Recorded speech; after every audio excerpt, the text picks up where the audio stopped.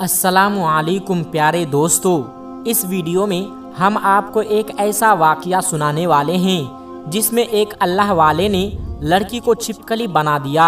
चलिए देखते हैं वीडियो। लेकिन वीडियो में आगे बढ़ने से पहले आप लोगों से एक छोटी सी गुजारिश है कि इस वीडियो को एक लाइक करके चैनल को सब्सक्राइब ज़रूर कर लीजिएगा। दोस्तों, बयान किया जाता है कि एक गांव था जहां कुदरत की बेपनाह नियामत थी। अल्लाह ने वहां के लोगों को माला माल किया हुआ था। ऐसी नियामतें जिसे देखकर अक्सर मगरूर हो जाया करता है। और सबसे बड़ी और बुरी बात ये थी कि वहां के सब लोग काफिर थे सिवाय कुछ मुसलमानों के।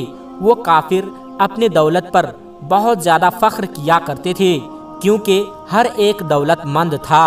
किसी के पास पैसों की कोई कमी नहीं थी। वहाँ के सरदार की एक लौती बेटी थी जिसे वो बेपनाह प्यार किया करता था। उसकी बेटी बहुत ज़्यादा घमंडी और जालिम थी। वहाँ पर जो गरीब लोग थे वो सिर्फ मुसलमान थे। तमाम काफिर एक दूसरे की मदद किया करते थे, लेकिन मुसलमानों को देखने वाला वहाँ पर कोई नहीं था। सरदार की बेटी को काले जादू में महारत हासिल थी और जादू की वजह से वो गरीबों पर बहुत ज़्यादा जुल्म किया करती थी। तमाम मुसलमान उससे बहुत ज़्यादा परेशान थे। वो लोगों को गुलाम बनाती, मजदूर बनाती और अगर उनमें से कोई बात नहीं मानता तो उनको कैदी बनाकर अपने इशारों पर नचाती थी। उस बस्ती में इक्का दुक्का मुसलमान जिनकी कोई भी हाल नहीं पूछता था, कोई भी उनको बचाने वाला नहीं था। जब उस सरदार की बेटी का जुल्म हद से ज़्यादा बढ़ गया तो मुसलमानों में से एक बूढ़े शख्स ने अल्लाह तबारक व ताला के हुजूर गिड़गिड़ा कर ये दुआ की कि या अल्लाह, हमारी नस्लें जो चंद यहाँ पर बची हुई है उसको तू बचा ले।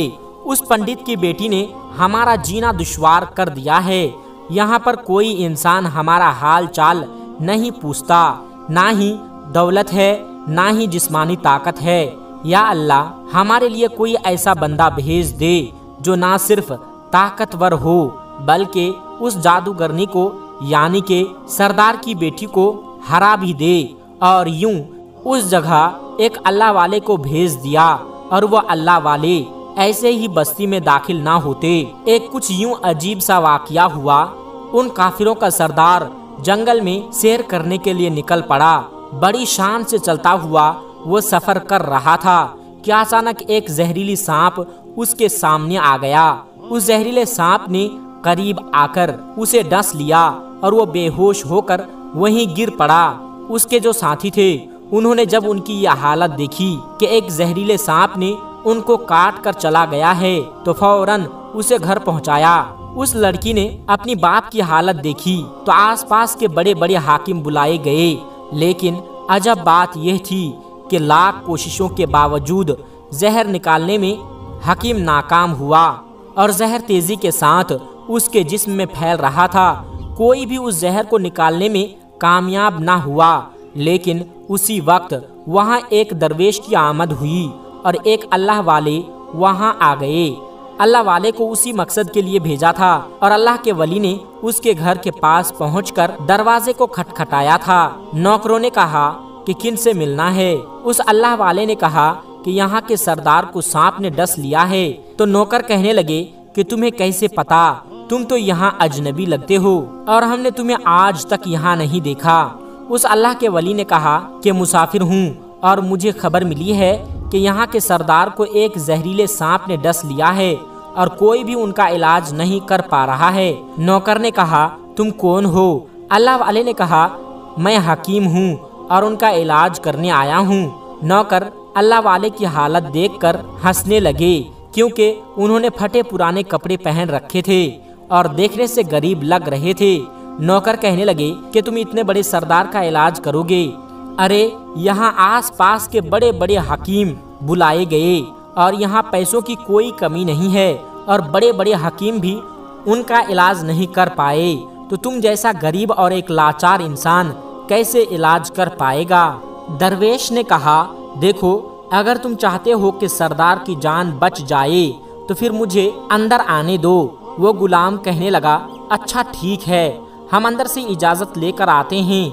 नौकर अंदर गए اور سردار کی بیٹی سے کہا کہ باہر ایک غریب آیا ہے اور حلیے سے فقیر لگتا ہے، مگر وہ کہتا ہے کہ میں سردار کا علاج کر دوں گا اور جو زہر تیزی سے پھیلتا جا رہا ہے اس کو نکال دوں گا۔ اس کی بیٹی نے کہا ٹھیک ہے، اس کو اندر بلا لاؤ۔ جب وہ اللہ والے اس گھر میں آئے تو دیکھا کہ سردار زہر کے درد سے تڑپ رہا تھا اور اپنی ٹانگ کو بار بار بستر پر ٹیک لگا رہا تھا۔ اس اللہ والے نے اس کی پیر کی طرف دیکھا تو سانپ نے کاٹا ہوا تھا۔ وہاں اللہ والے نے تھوک دیا اور فوراً وہاں سے بھاگ گئے۔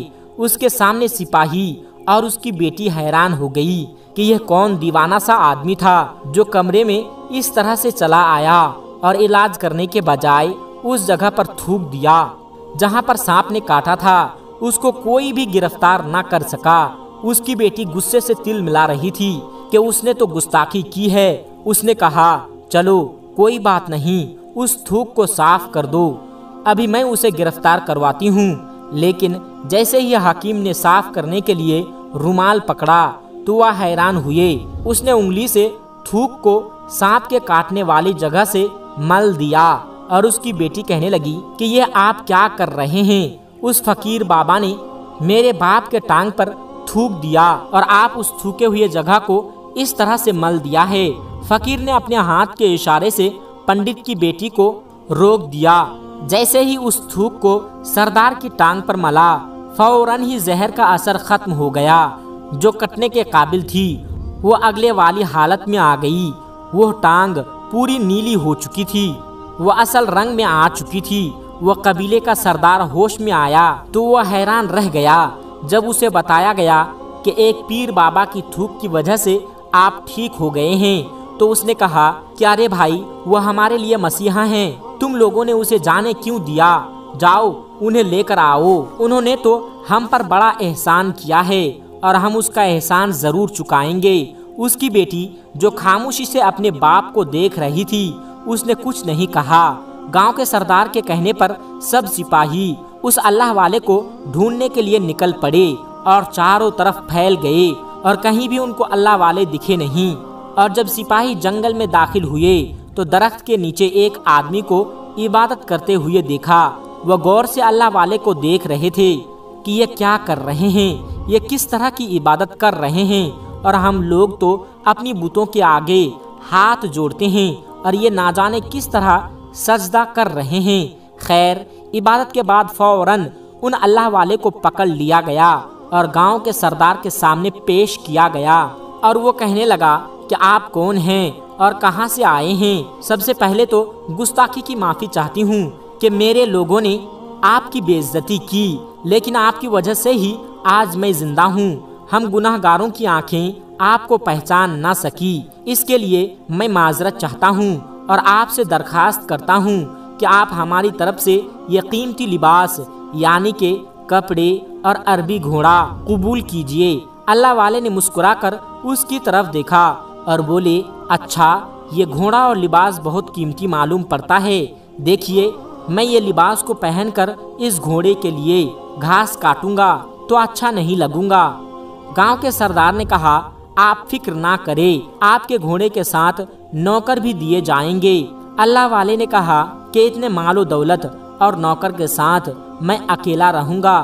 گاؤں کا سردار بولا حضور، آپ کی بات سن کر میں سوچ میں پڑ گیا ہوں، لیکن یہ میری بیٹی آپ کے سامنے ہے۔ بیٹی جو کہ حیرت سے باپ کو دیکھ رہی تھی کہ میرا باپ کیا کہنے والا ہے۔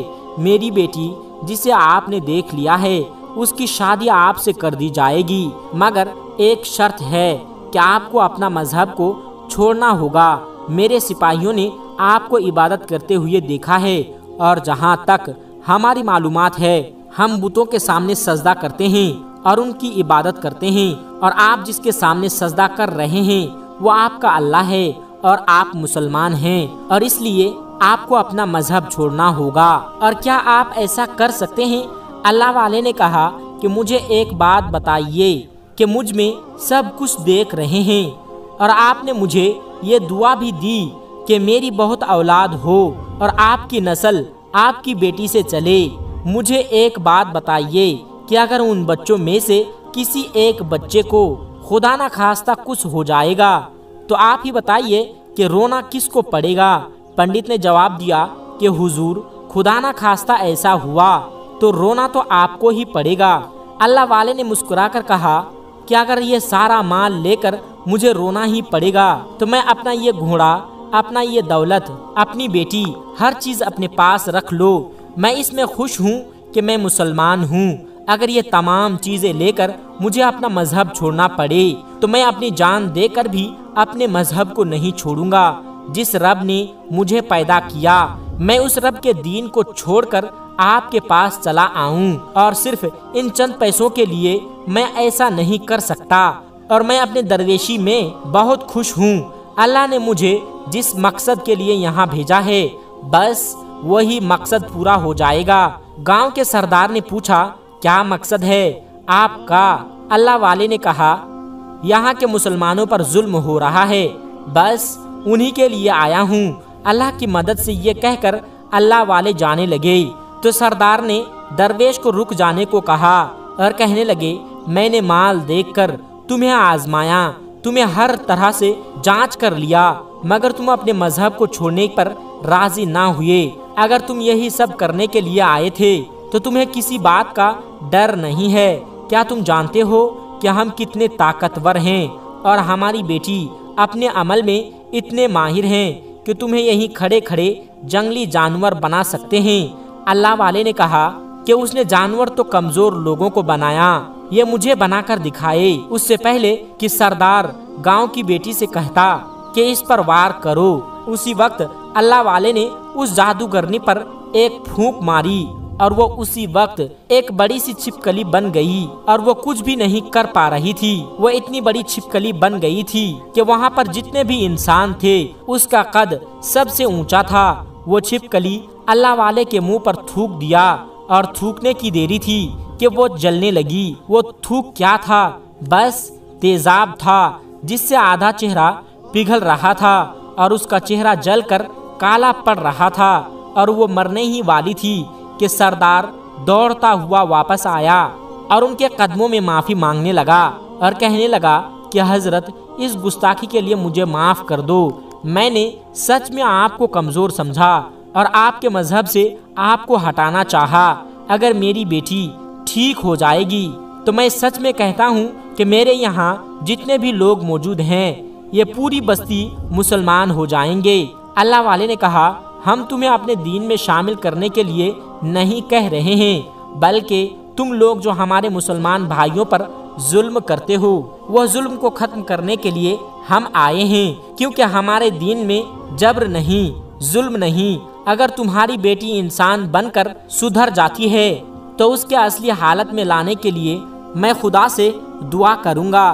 وہ سردار کہنے لگا ہاں میری بیٹی اصلی حالت میں آئے گی تو کسی پر کوئی ظلم نہیں کرے گی، بلکہ میں دل سے معافی چاہتا ہوں کہ میری بیٹی جو کچھ بھی کیا اب آئندہ یہ کوئی بھی کالا جادو نہیں کرے گی اور کسی مسلمان پر ظلم نہیں کرے گی، بس آپ دوبارہ سے انسان بنا دیجئے۔ اللہ والے نے اس چھپکلی پر دوبارہ سے پھونک ماری تو وہ انسان بن گئی اور وہ اللہ والے کے قدموں سے لپٹ گئی اور کہنے لگی مجھے معاف کر دیجئے، میں نے اپنے آپ کو بہت ہی طاقتور سمجھا تھا۔ اس لڑکی کا آدھا چہرہ کالا ہو چکا تھا۔ وہ کہنے لگی کہ میں آج اپنے باپ کے ساتھ رہنے دیتے ہیں، مبارک پر مسلمان ہونا چاہتی ہوں اور یہ وعدہ کرتی ہوں کہ آج اس بستی میں کوئی بھی کافر مسلمان نہیں ہوگا، بلکہ سب مل جل کر آپس میں بھائی چارے کے ساتھ رہیں گے اور سب ساتھ مسلمان ہو جائیں گے۔ اور یوں ایک اللہ والے کے ہاتھوں پر پنڈت اور اس کی بیٹی نے اسلام قبول کیا اور پھر پنڈت نے اللہ والے سے اس کی شادی کر دی۔ اس بستی میں امن و امان قائم ہو گیا۔ دوستو آج کی ویڈیو میں بس اتنا ہی، ملتے ہیں ایک پھر نئی ویڈیو کے ساتھ، تب تک کے لیے السلام علیکم ورحمۃ اللہ وبرکاتہ۔